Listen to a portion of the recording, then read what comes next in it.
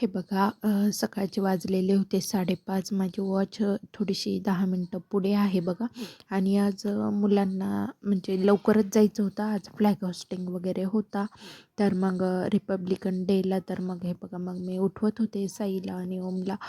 तर मैत्रिणींनो, तुम्ही व्हिडिओला स्किप न करता शेवटपर्यंत नक्की बघा. मी तुम्हाला पुढे काहीतरी दाखवलेलं आहे बघा. तर मग हे बघा, मग मी त्याला सकाळी सकाळी असं उठवलं आणि मग मी तोपर्यंत फुलं वगैरे गोळा केले, बाहेरचं अंगण वगैरे झाडून घेतलं, रांगोळी काढून घेतली. आणि मग आणखीन अंधारच होता. मग त्याची आंघोळ वगैरे झाली होती.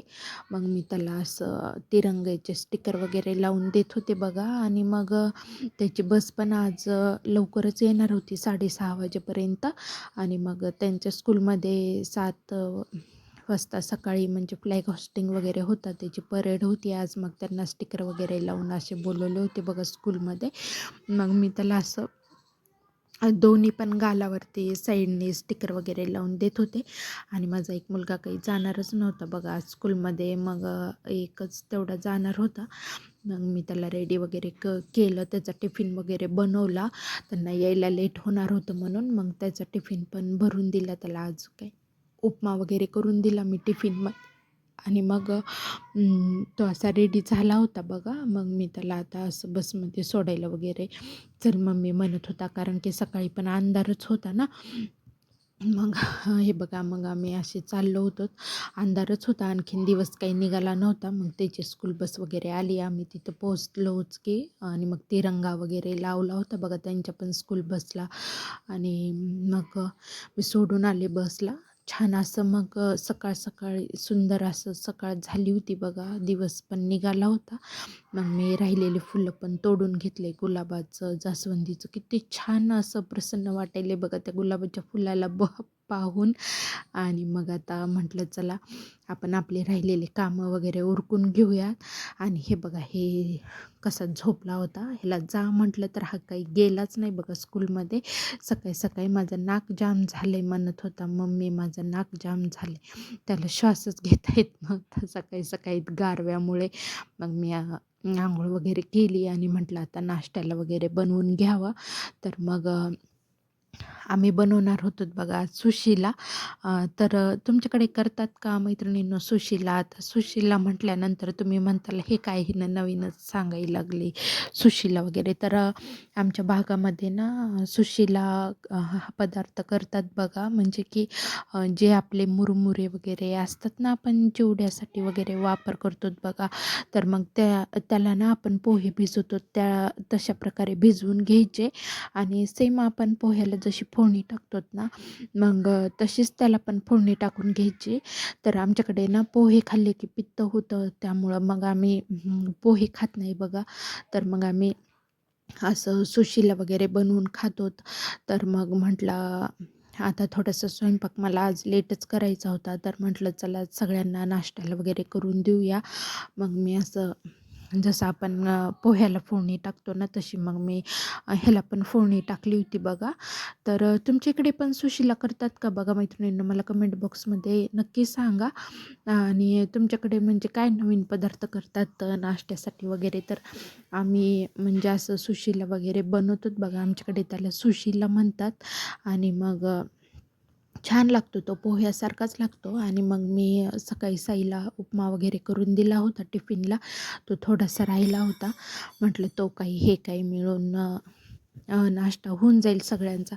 आणि माझा पण आज उपवास असतो, सोमवार असतो. तर म्हटलं स्वयंपाक थोडासा दुपारून लेटच करावा. थंडीचं पण कुणी खात नाही ना सकाळी सकाळी. हिवाळ्याचं पण म्हणजे थंडगार नंतर तो स्वयंपाक नको वाटतो खायला, म्हणून म्हटलं थोडंसं लेटच करावा. आणि मग मी अशा प्रकारे फोडणी वगैरे घालून घेत होते बघा. आणि मग ना आम्ही काल ना बघा एका ठिकाणी गेलो होतो. काल रथसप्तमी वगैरे होती. तर मग ना आम्ही ते बोरनान वगैरे म्हणजे करण्यासाठी गेलो होतो बघा.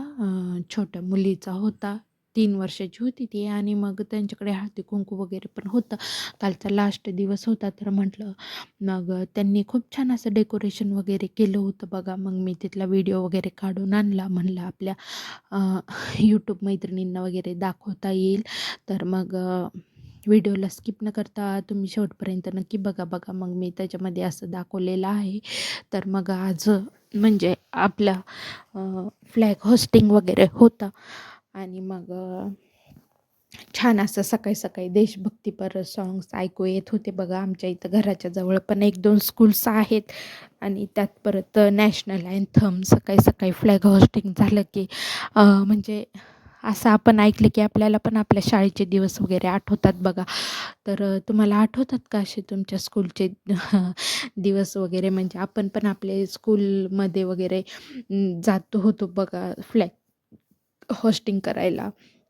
आणि मग त्यानंतर म्हणजे असे वेगवेगळ्या प्रकारचे गेम्स वगैरे राहायचे आणि परत संगीत वगैरे म्हणायचे बघा देशभक्तीपर. तेव्हा किती छान असं वाटायचं ना.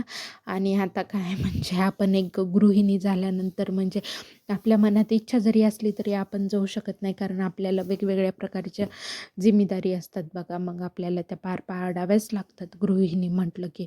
मग त्यामुळं आपल्या मनात इच्छा असूनही आपण बाहेर पडू शकत नाही आणि जाऊ शकत नाही.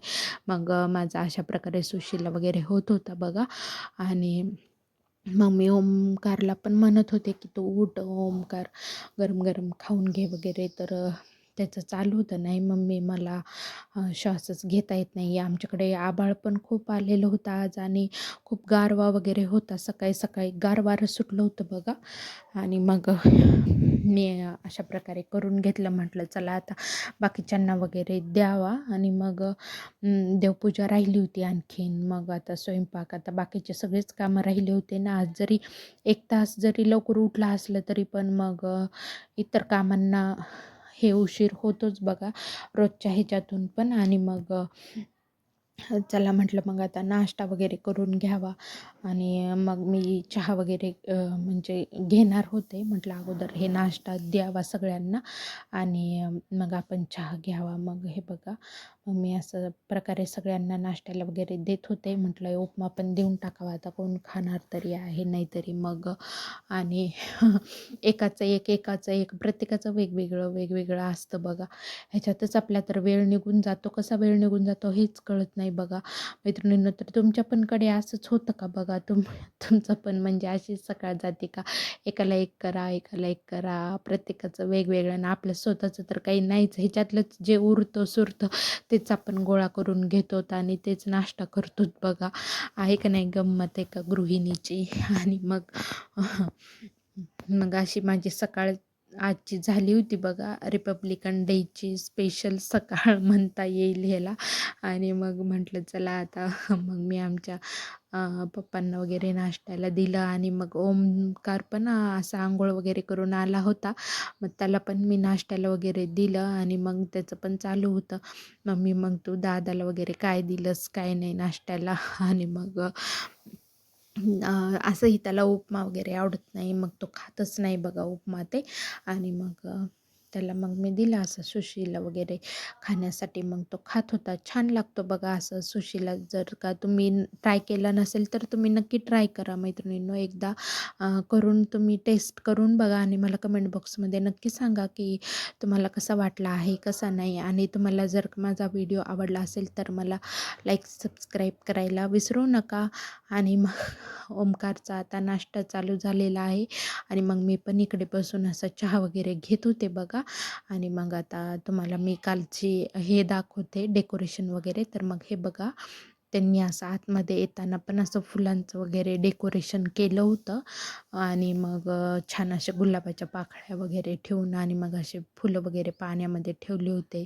आणि मग हे बघा, पतंग वगैरे लावून अशा प्रकारे डेकोरेशन केलं होतं, बलून्स वगैरे लावून. आणि असे चॉकलेट गोळ्या बिस्किट वगैरे ठेवले होते बघा. आणि मग खूप छान वाटत होतं असं.